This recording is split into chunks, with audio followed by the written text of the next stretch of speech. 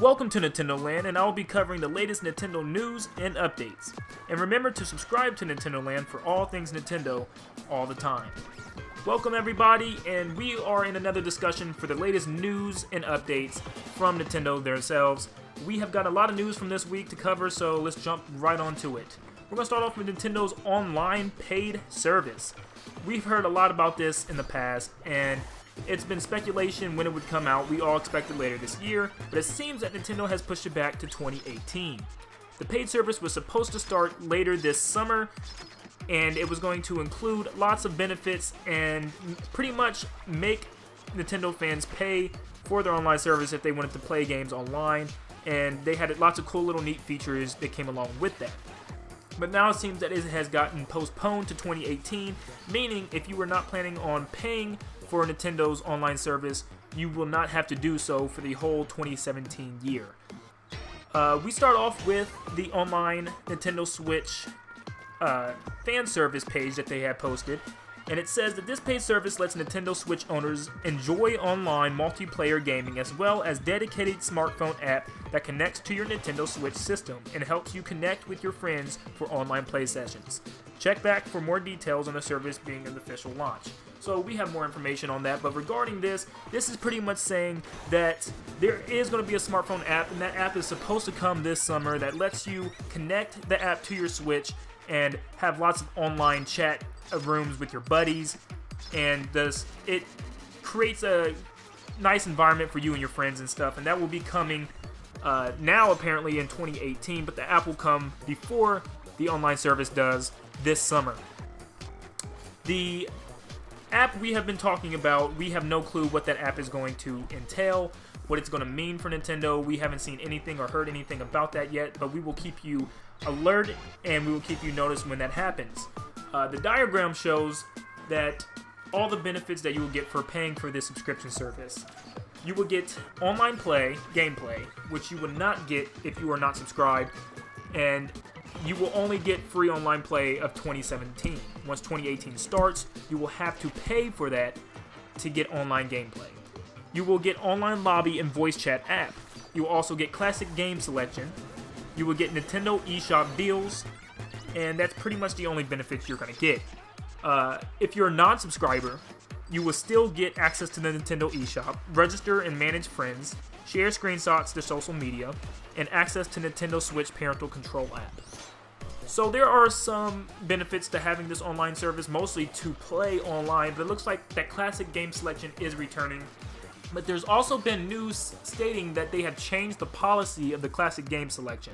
As we know, you will get a catalog of games, or you will get a game for each month, and you will be required to play that game until the month is over. You can play that game with even new online features, which I'm not sure what that means yet, meaning that you're probably able to play that game with others online, so playing Super Mario Bros. 3 online would be amazing, but you had to get rid of that game. They took the game from you after each month and replaced that game with a new one. Many people did not like that idea, including myself, but it seems that they have fixed that idea and they are going for more of a giant game catalog where you can play any game at any time as long as you are subscribed to their online services, which is a lot better than what they had previously. Now the pricing is simple. For 1 month membership you have to pay $3.99. For 3-month membership, it's $7.99, and for a year, 12-month membership is $19.99. So $20 for a membership really isn't all that bad. I think that would be really cool, and as long as we get good benefits with all of this, I can see it working out in a really good way. And I'm actually kind of excited to see what these games are going to entail, what this online play with these games actually means. So, it's kind of exciting to see stuff like this. So, I hope Nintendo does everything right. They get to push it back, and see what they have to do and fix their errors. But that seems pretty good so far. Moving on to Splatoon news. We are talking about the Splatoon chat. Yes, Hori has came out with a new set of headphones specifically made for Splatoon 2. These headphones are actually worn by the Inklings in the game, and they brought them to real life. The headset goes on the back of your head so it doesn't really mess up the top of your hair, and slides on the head through that way.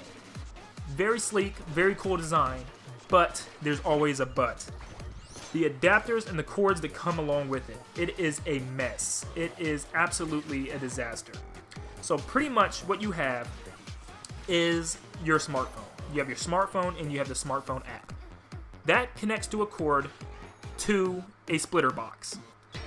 Then you have your Switch, which takes a cord from the Switch into the splitter box as well. So you have your smartphone and your Switch connected to the box. Through the box, your headphone set comes through the other end. So now you have a giant set of wires, and it easily can get very messy. This is not very sleek. I cannot believe Nintendo actually came up with something this wild and crazy. This looks very messy, very unprofessional, but hopefully it works out. I'm not sure if it will. Many people are doubting this. I don't know if this is the final product. I don't know if this is actually what Nintendo's going to go with. This is just from Hori, the headphone company, so hopefully it works out. But right now it's not looking so sleek. I mean, it's looking kind of like a mess. I don't know why it's so hard just to plug the headphones into the controller itself.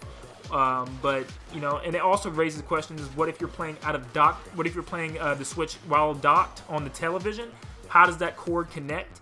And, you know, there's so many problems that I could think of, but hopefully this fixes it. Even iPhone 7 users, how do they plug that up? I know you can use the adapter, but what if your phone is almost dead?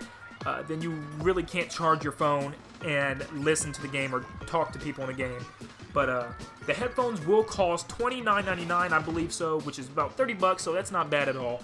But I really don't find myself getting a pair of these right now because apparently you cannot talk to strangers online, which is very weird.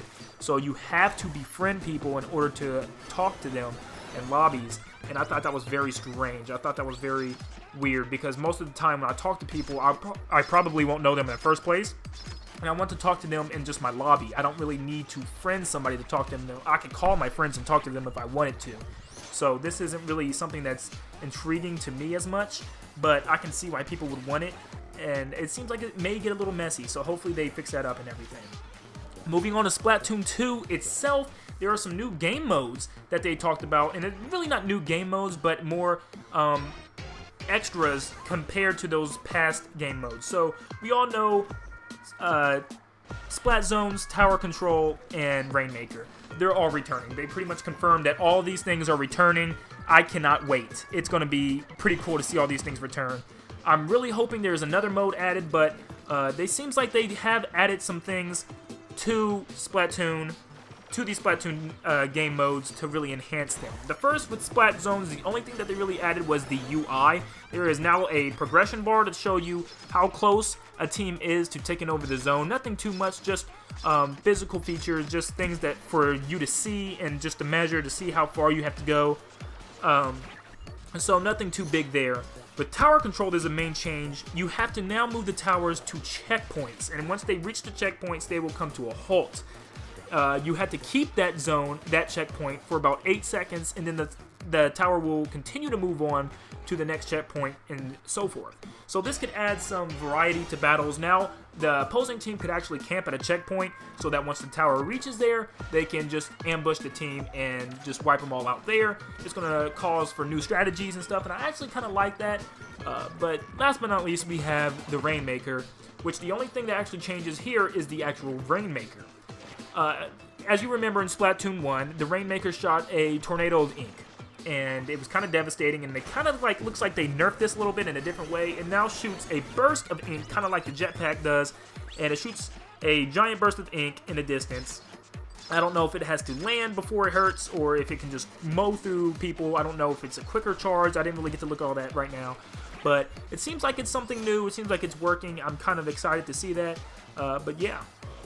And moving on to the last bit of news is ARMS. As you know, we are nearing the second round of the ARMS Test Punch playthrough, and that starts tonight at 8 p.m. Eastern, and I'm actually really excited to play that, and it goes throughout this weekend. There are 3 test times this Saturday, 8 a.m. Eastern, 2 p.m. Eastern, and 8 p.m. Eastern, and it also there's also 2 test plays Sunday, 8 a.m. Eastern, and 2 p.m. Eastern time.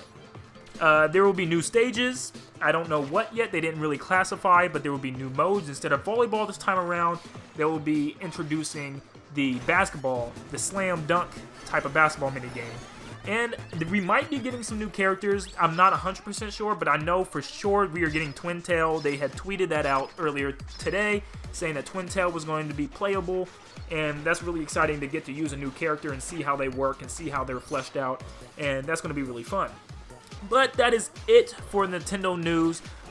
Remember to subscribe to Nintendo Land for more on Nintendo news and updates, and we'll be sure to get the recent news out there to you guys. I thank you for tuning in today, and I hope that each and every one of you have a great day and enjoy that ARMS test punch. I'll see you soon. Bye-bye.